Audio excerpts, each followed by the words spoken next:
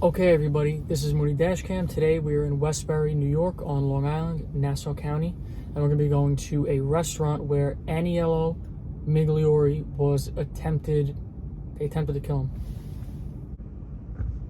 Alright, so the proper way to tell this story is to go back to 1957. He was involved in a mafia for this long. He was actually a part of the Appalachian Mob Conference in 1957, being the youngest attendee there, 24 years old. Then after that, he became very close friends with Tony Ducks, who was the boss of the Lucchese crime family. He actually lived in the same cul-de-sac as him in Oyster Bay. Then Tony Ducks gets a 100-year sentence.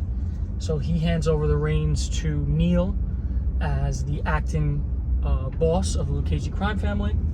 Then in 1988, Neil gets scooped up in the whole concrete club situation in Manhattan with the bid rigging with all the concrete with the Jacob Javits Center and Trump Tower and all that stuff.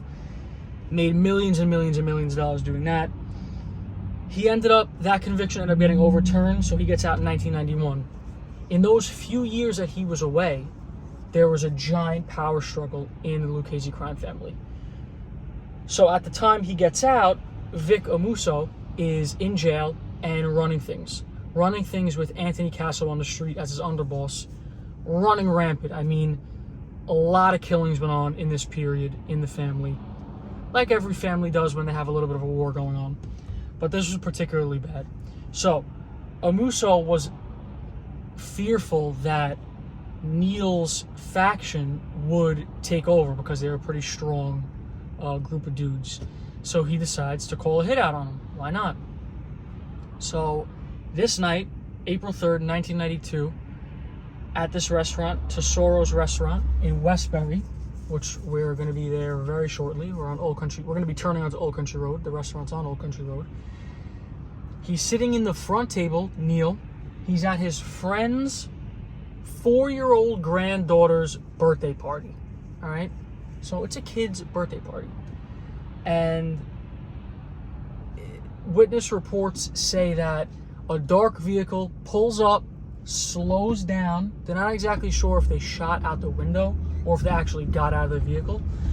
It seems to me more like someone maybe hopped out of the vehicle because he shot with a shotgun through the front glass, bursting through the front glass.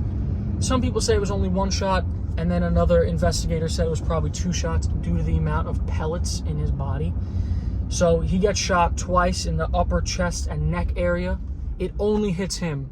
That's why I'm saying the person probably got out, because it's a close range shot with a spread shotgun, you know. So it only hits him and some of the wall. He ends up in critical condition but stable condition. He goes to Nassau County Medical Center, which is a trauma. Here it is right here, Tesoro. Now, I don't know if he's sitting in one of these windows, or I'm gonna reverse out of here on Old Country Road. A little bit dangerous to do, but you know, a little danger never hurt anybody. Actually, that's a completely wrong statement. Danger hurts people a lot. All right, back out. You know, I'm gonna hop out, do a whole walk around, or there's front windows to the right here also. Let's pull up here and back in like it's meant to be. Here's the side of the restaurant. Now you'll see in the beginning I was in that little industrial area. All behind this restaurant is this industrial area.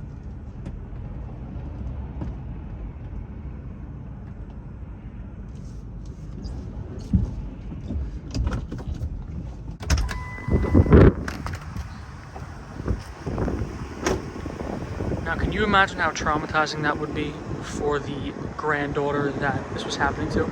4-year-old. She probably didn't even remember it much, to be honest. Yeah, this is the restaurant here. So this is what I'm saying. This might have been a driveway at the time. These are the front windows. So we could have been sitting in any of these.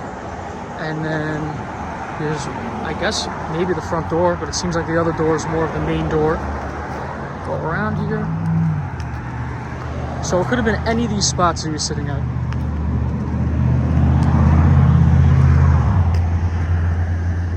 1992. You can imagine how different this might have looked.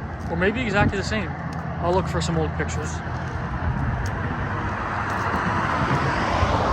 But yeah, Neil ran a marble business specializing in headstones on Long Island.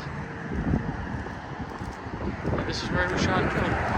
And then the hospital that he was brought to is a good hospital. It's a good hospital for serious trauma. Not a good hospital if you just like, are really sick and need to go somewhere to get treatment. There's actually a helipad on it, so it's like a specified trauma hospital. All right, back to the truck. All right, that is pretty much everything I have to tell you about this incident. He recovered fine. He didn't die from getting shot twice with a shotgun, which is pretty amazing on its own. But September 11th, 2019, he passed away at 85 years old, which is rare for these big mob guys to actually live out their whole life, their whole expected lifespan. But yeah, I'll see you guys in the next one. Bye.